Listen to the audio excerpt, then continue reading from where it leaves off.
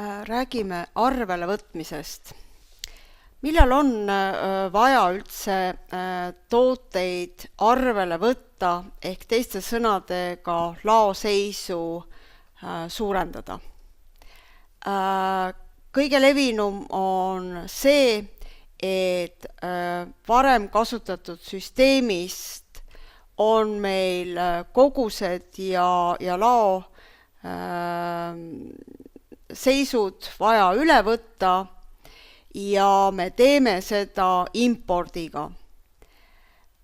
Teiseks me võime korrigeerida toodete laoseisu tootekaardil, kui me avastame täiendavalt tooteid.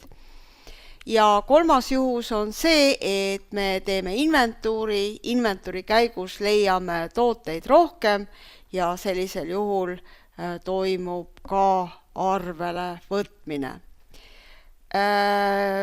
Kõigepealt näitakski impordiga toodete arvele võtmist. Valin ladu, import products beta. Ütlen, kuidas tooted tuvastatakse. Loomulikult võib seda teha ka koos maatrikstoodete tekitamisega, eeldusel, et maatrikstoodete tabelis on need kogused ja laohinnad välja toodud variatsioonide kohta, aga seda võib teha ka tavatoodete impordiga ka maatrikstoodete puhul, eeldusel, et meil on variatsioonikood, kogus ja laohind. Kõigepealt tuvastan tooted siis kas koodi, EAN-i või nime järgi. M-kumb kood või EAN on see levinum. Kindlasti oleks mõistlik öelda, et ma ainult update'in, et ta igaks juhuks ei leiaks võimalust uusi tooteid lisada.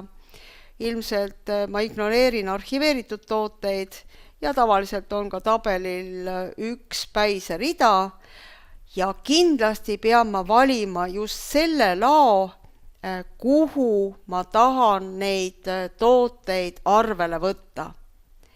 Seejärel valin faili,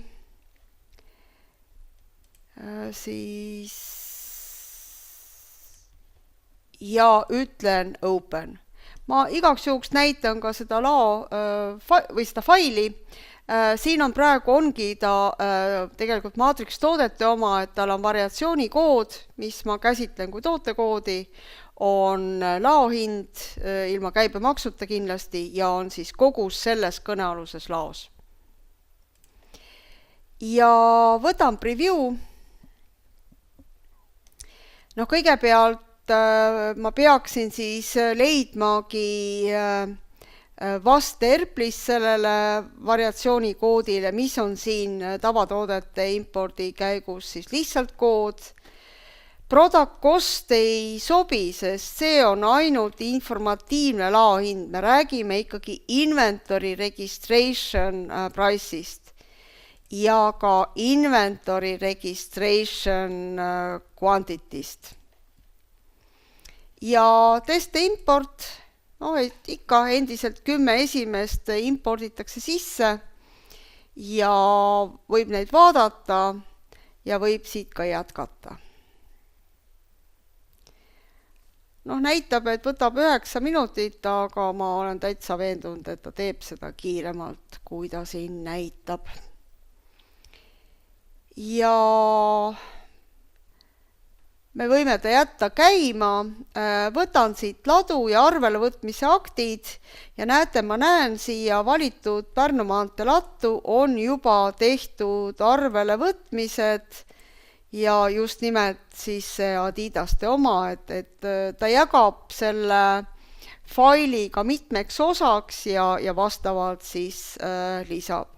Ehk kui ma lähen vaatama nüüd siit aktis seda tootekoodi, võtan ladu, siis ma näen, et praegu on täidetud nii ostulao kui informatiivne laohind selle sama laohinnaga, mis seal tabelis oli, ja ka siis Pärnu maantee lattu on siis jõudnud see arvele võetud kogus ehk näitab siin ja ka laoaruanne näitab, et just nimelt Pärnu maantee lattu on arvele võetud sellise hinnaga selline kogus.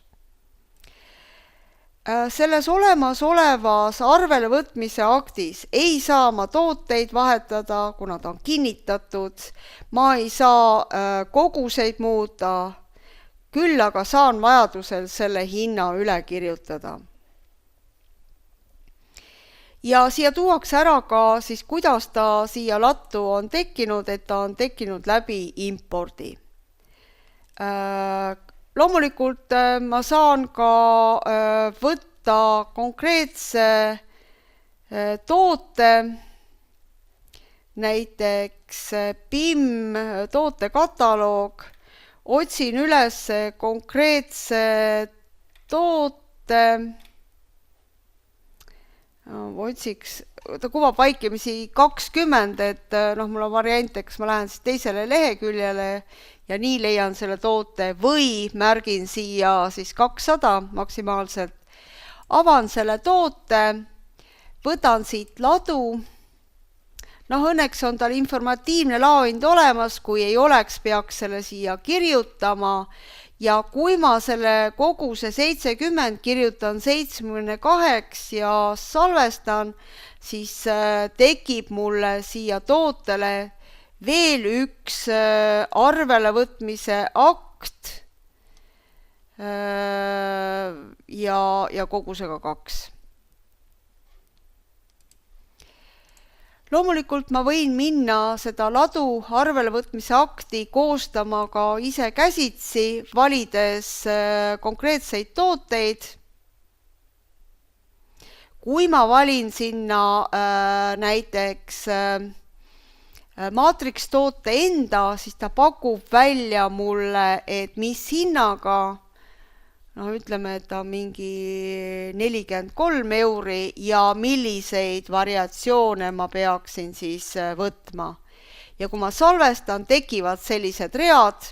Kindlasti vaadake ladu üle, sest ta pakub välja järjekorra järgi, et kui see peab ikkagi olema Pärnu maantee ladu, siis vahetage ta ära.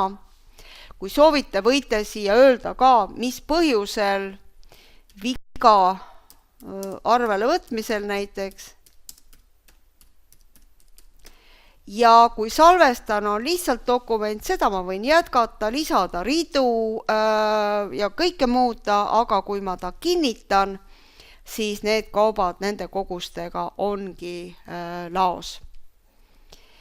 Ja veel oli siis variant, et me tegime inventuuri ja inventuuri käigus tekivad arvelevõtmise aktid, kuna me leidsime rohkem koguseid ja need siis juba kinnitamisel samamoodi tulevad meil lattu täiendavalt juurde.